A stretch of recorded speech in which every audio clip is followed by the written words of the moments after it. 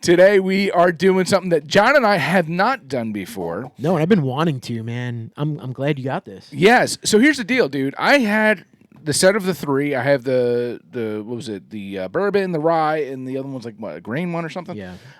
And I was like, shoot, I don't want to I don't know. I was like reluctant to open any of them. The other day I was at the store and I found one for a reasonable price. So I was like, you know what? I have two now of the bourbon, that is. Okay. And I said, it was weird though, because the store, so this one was $99.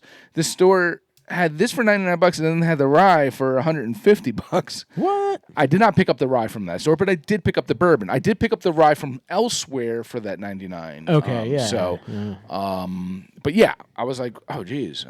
But now I have the two bourbons, and that's the one I really kind of want to try. When it comes to anything, I always want to try the bourbon first. 100%. But this is Heaven Hill Grain to Glass. Let's go. Yeah.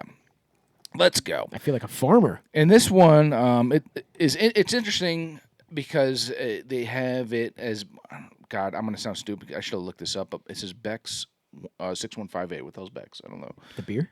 Canadian beer? Oh, that's what it is. I'm sorry. Well, there you go. Corn seed varietal. So I guess that's the corn seed, Beck's 6158. Okay, then I guess that makes sense.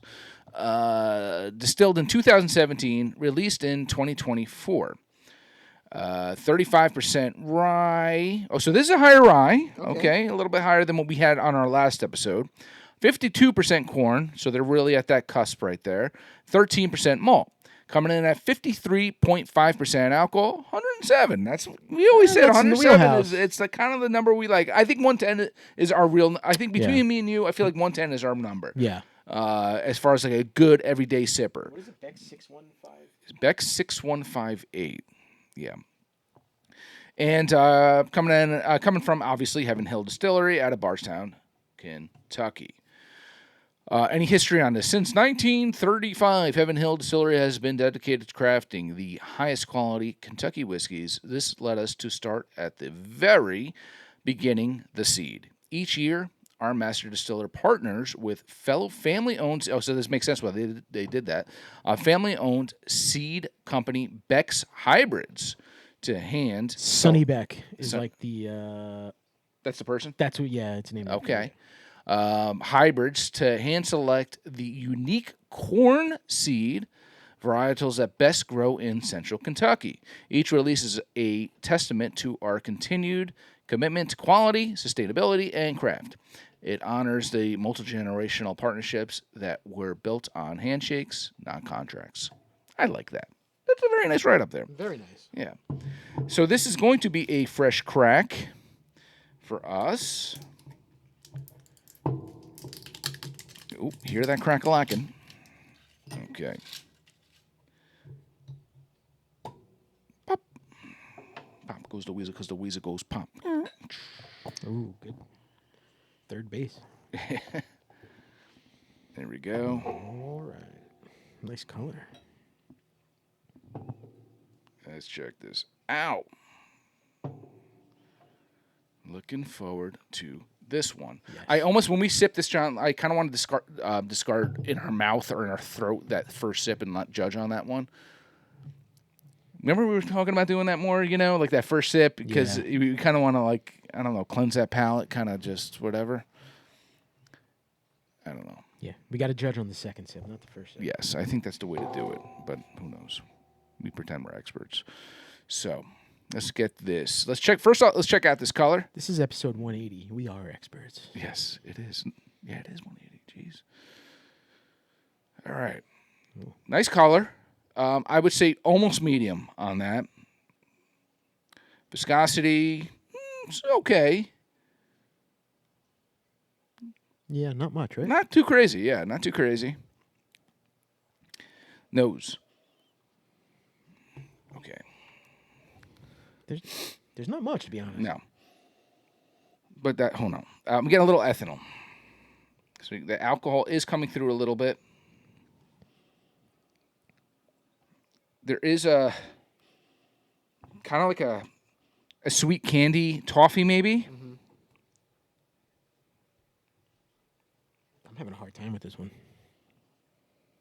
Because the ethanol, bro. I think it's kind of taken over the nose a little bit. It's hard to identify.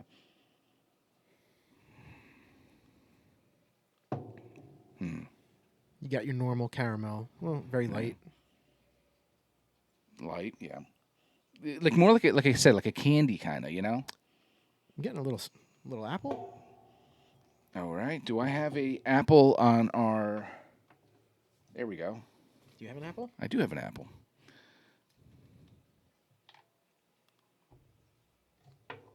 Tell me if it's matching up for you. All right, I can get that, John. I'm gonna write that. Close. Close. I don't know if these change your you know, I mean your nose palate type of deal. How do you say it? Your olfactory. I don't know. It's light, man. It smells light. Like there's not much going on with the nose. Yeah, not too crazy. You know, sometimes you put one up to your nose and you're like, oh, it's this. That. Yeah. I'm struggling here. Yeah. All right. Well, let's try it out. Let's try it. Cheers.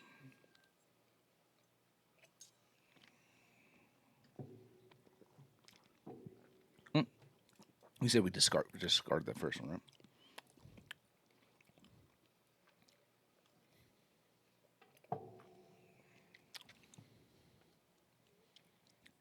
Heat. It's got some heat. It's got some heat.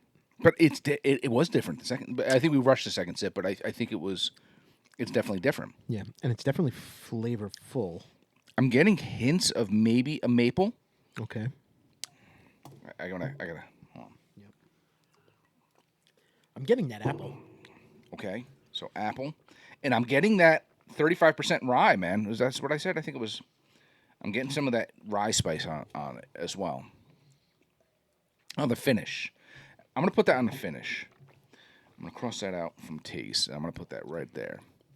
Because it really lingers. That rye lingers, I feel like. It does.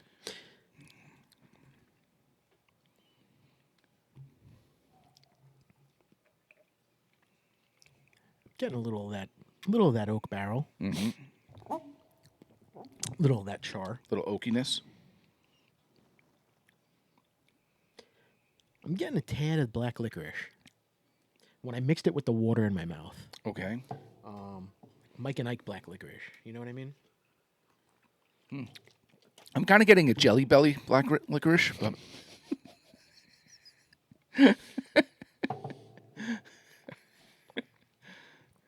that too.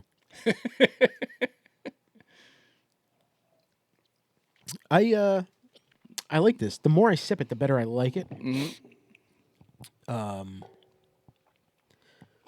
And it's weird, right? Because we said the 107's right in our wheelhouse. We like the heat. Yeah. I don't feel the heat here. No.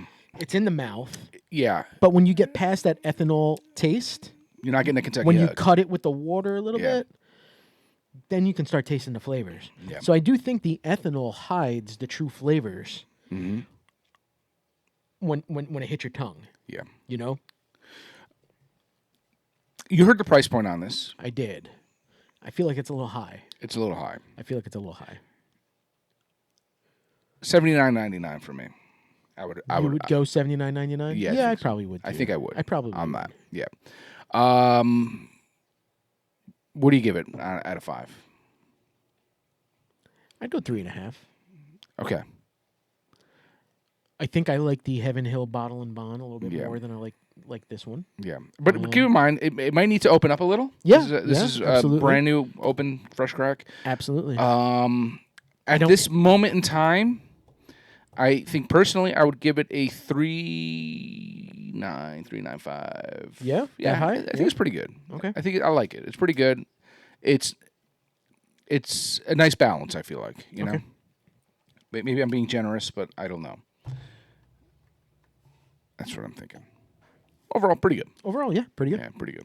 Thank you. I'm glad we were able to try it. It's something that's been on the radar for a while now. And this is back to back on Heaven Hill for us, huh? I didn't realize we were doing that.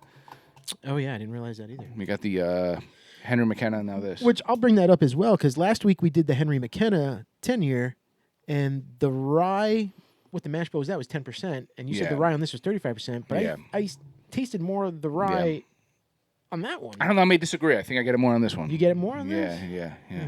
But who knows? Maybe it's just in my head now because it says 35. I don't know. Right. But it is grain to glass, right? Yeah. So are we getting this grain, you know? Does that taste farmy to you? See, I think I was expecting a farmy. I think I was expecting almost maybe a more weeded bourbon taste. On the taste, on the finish, I am getting slight notes of hay. Okay. But you got your grain. Yeah. Well, you took a bump. The grain's tough. It's not super strong. This grain. Yeah. This is grain I used from when I used to brew beer. I had a couple bags of it hanging around. So. So it's more like a. Yeah, it's. I should probably crush it up or blend it or something so I could get. I still get out of that. You know what I was gonna do too? I didn't do. I was gonna do one for oats. Oh yeah. But the problem is with oats. You have something in your head of oats. Yeah. But the reality of the situation is, it's more like cardboard when you smell oats a lot of times, like wet cardboard. Yeah. Like Like dried oats in a box that you're going to make oatmeal with? I can't use oatmeal. Let's put it that way. I won't be able to use oatmeal because that'd be too cardboardish. What I could use, though, is Cheerios. Okay. That would give you that more cereal oaty kind of smell that crush up that Cheerios. Yeah. I could probably use Cheerios and get away with that, and get more of that. The true oat that most people would identify oats. Straight up oatmeal, I don't know why, it just smells cardboardy. I don't know. Agreed. That's why I don't eat it. Yeah. No, overall good. Heaven Hill, Grain to Glass. I'm a big fan of Heaven Hill, man. Yeah. Everything they put You like the out, Elijah Craig? You like everything. I'm a big fan. Good stuff. Yeah. Thank you. Cheers on that. Cheers. Yeah.